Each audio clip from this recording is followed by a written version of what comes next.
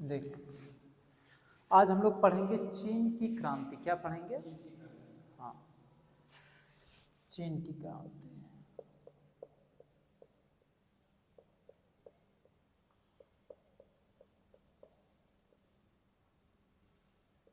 चीन की क्रांति देखिए, सबसे पहले चीन में क्रांति होने से पहले चीन में चीन में मंचू वंश का शासन था। किसका? मंचू वंश का। मंचू वंश का शासन चीन में मंचू वंश का शासन था।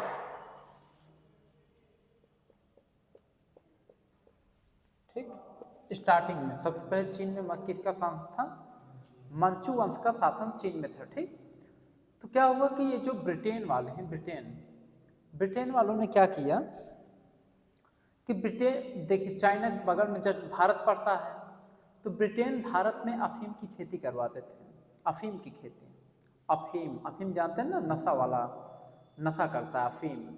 तो अफीम की खेती भारत में करवाते थे और भारत से अफीम ले जा करके चीन में महंगे दाम पर बेचते थे। चीन में क्या करते थे? सप्लाई करते, बेचते थे चीन में, चाइना में। तो जब चाइना में ये लोग अफीम बेचते थे तो चाइना के लोगों ने जो है, चाइना में उस समय जिसका शासन था उसने मना कर दिया अफीम बेचने के लिए, मना कर दिया कि अफीम नहीं बेचना है यहाँ पे चाइना में। तो उसी के चलते चाइना में युद्ध हो गया जिसका नाम दिया गया प्रथम अफीम युद्ध और द्वितीय अफीम युद्ध। ठीक ना? तो चाइना में जो युद्ध हुआ, प्रथम अफीम युद्ध हुआ। देखिए, प्रथम अफीम युद्ध, प्रथम अफीम युद्ध जो चाइना में पहला अफीम युद्ध हुआ था, ये 1839 से 1842 में हुआ था, पहला अफीम युद्ध चाइना में। फिर उसके बाद हुआ द्वितीय अफीम युद्ध, द्वितीय अफीम युद्ध। चाइना में दूसरा अफीम युद्ध हुआ, ये हुआ था 1856 से 1860 तक, यानी कि 4 साल चला था, 1856 से 1860 तक। समझ गए? पहला अफीम युद्ध 1839 से 42 तक चला, दूसरा का अफीम युद्ध 1856 से 1860 तक चला। समझ गए? दो अफीम युद्ध हुआ था, नाम पड़ा, प्रथम अफीम युद्ध और द्वितीय अफीम युद्ध। उसके बाद क्या हुआ कि 1911 का डेट आया। 1911 में एक ऐसे नायक का जन्म हुआ, मतलब एक ऐसा नायक उभर करके सामने आया, उसका नाम था सन्यास सेन। ठीक, सन्यास सेन ने ही चीन में सबसे पहले क्रांति की शुरुआत किया था। 1912 में, देखिए 1912 में सन्यास सेन ने 1912 में सन्यास सेन ने कुओमिन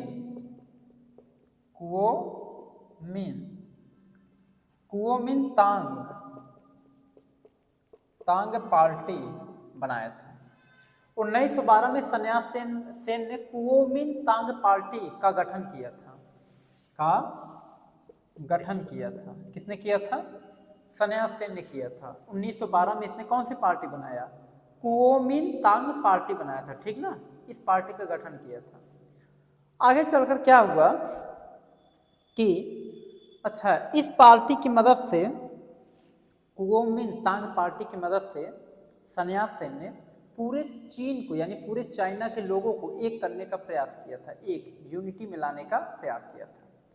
आगे चलकर कुओमिन जो तांग पार्टी है, आगे चल करके ये अलग हो जाता है, यानी कुओमिन तांग पार्टी आगे चल करके डिवाइड हो जाता है। ठीक, तो कुओमिन तांग पार्टी से एक नई पार्टी बनती है जिसका नाम आता है, जो नई पार्टी बनती है उसका नाम आता है कम्युनिस्ट पार्टी। कौन सी पार्टी? Communist party. यानी कि आगे चल करके इसी कुओमिन तांग पार्टी से अलग कौन सी पार्टी बनती है? Communist party. कौन सी पार्टी? कम्युनिस्ट पार्टी बनती है। आपको पता है कि ये जो कम्युनिस्ट पार्टी है, इसका नाम खूब सुने होंगे आप, कम्युनिस्ट पार्टी। ठीक, इसी कम्युनिस्ट पार्टी को ही साम्यवादी पार्टी कहा जाता है। इसमें भी दिया है साम्यवादी। इसी कम्युनिस्ट पार्टी को ही हम साम्यवादी पार्टी कहते हैं, साम्यवादी। इसमें से कोई ना कोई तो नाम सुने होंगे कभी ना कभी। साम्यवादी पार्टी का नाम जानते हैं। तो कुओमिंतांग पार्टी से अलग कौन सी पार्टी बना? Communist party. इसी कम्युनिस्ट पार्टी को क्या कहते हैं? साम्यवादी पार्टी के नाम से। इसको इस पार्टी के नाम से जानते हैं। और इससे कौन सी पार्टी अलग हुआ था? Communist party. कम्युनिस्ट पार्टी जो इससे अलग हुए, कब अलग हुआ था, किस डेट में? तो जानते रहना 1927 में। कब?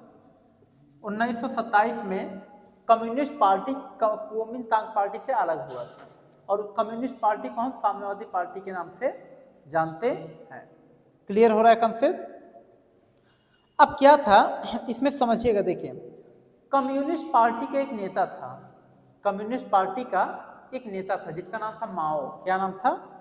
माओ। इस कम्युनिस्ट पार्टी का ध्यान सुनिएगा, कम्युनिस्ट पार्टी का ये फेमस नेता था वहां का। एक नेता था जिसका क्या नाम था? माओ। क्या नाम था? माओ। ठीक। कम्युनिस्ट पार्टी के एक नेता था जिसका नाम था माओ। माओ, समझ गए? तो माओ का क्या कहना था पता है? जो माओ था इसका कहना था कि जितने ज्यादा लोग होंगे उतनी ज्यादा विचारधारा उत्पन्न होगा। उतनी ज्यादा क्या उत्पन्न होगा? विचारधारा उत्पन्न होगा। ठीक ना? इसने कहा कि जितने ज्यादा लोग होंगे उतनी ज्यादा विचारधाराएं उत्पन्न होंगी। ठीक। और इसने कहा कि अगर कहीं शांति कायम करना हो, इसने कहा कि यदि कहीं शांति कायम करना हो तो वहां बंदूक निकाल करके आप शूट कर दीजिए, अपने आप शांति कायम हो जाएगा। इसके तरीके अलग था, समझ गए? सेंस है। ठीक। देखो कहा कहीं शांति स्थापित करना, बंदूक निकाल के शूट कीजिए, शांति अपने आप स्थापित हो जाएगा। समझ गए कि? तो माओ का ये कथन था, कहना था। ठीक ना? उसके बाद क्या हुआ कि कुओमिंतांग पार्टी के जो संस्थापक थे सन्यास सेन, इनकी आगे चलकर डेथ हो जाती है, मृत्यु हो जाती है। ठीक। तो कुओमिंतांग पार्टी के जो फाउंडर थे सन्यास सेन, जब ये मर जाते हैं तो कुओमिंतांग पार्टी का एक नया नेता बनकर, एक नया नेता कुओमिंतांग पार्टी का बनता है जिसका नाम है जो है चियांग काई शेक। क्या नाम है? देखिए कुओमिंतांग पार्टी, ध्यान देखिए, कुओमिंतांग पार्टी से सन्यास सेन, जब इस पार्टी के सन्यास सेन है, जब ये मर जाते हैं तो कौन इसका नेता बनता है आगे? चियांग काई शेक उसका नाम है। लिख देते, देखो Chiang Kai Shek. Chiang Kai Shek भर दो, भरने क्या क्या भर दीजिए। देखिए कुओमिंतांग पार्टी का जो नेता अगला नेता जो बनता है, कौन बनता है? चियांग काई शेक बनता है। समझ गए? अब क्या होता है कि इसी बीच क्या हुआ कि जो चाइना है, इसी बीच क्या हुआ कि चाइना में एक जगह है मंचूरिया क्षेत्र, चाइना में। तो चाइना के मंचूरिया क्षेत्र पे जापान आक्रमण इसी बीच कर देता है। समझ गए? जापान आक्रमण करता है। और क्या होता है जब जापान आक्रमण कर देता है तो यही चियांग काई शेक और माओ, ये दोनों मिल करके जापान के सैनिकों को मारकर भगाने का प्रयास करते हैं, जापान को अपने कंट्री से, चाइना से। तो जापान भागता नहीं है, ये दोनों बहुत प्रयास करते हैं। तो उधर क्या होता है कि जापान फिर बाद में वही पर्ल हार्बर पे अटैक कर देता है। अमेरिका क्या करता है? परमाणु बम बना के फिर जब जापान पे वही अटैक करता है परमाणु बम से, तो जापान मजबूरी में क्या करता है? चाइना से भाग खड़ा होता है, चाइना को छोड़कर भाग जाता है जापान। समझ गए? उसके बाद जैसे जापान चाइना को छोड़ के हटता है, ये जो माओ है, माओ क्या करता है पता है? माओ जो है चियांग काई शेक की जो पार्टी थी कुओमिंतांग पार्टी, इन लोगों को गोली मारना शुरू कर देता है। समझ गए?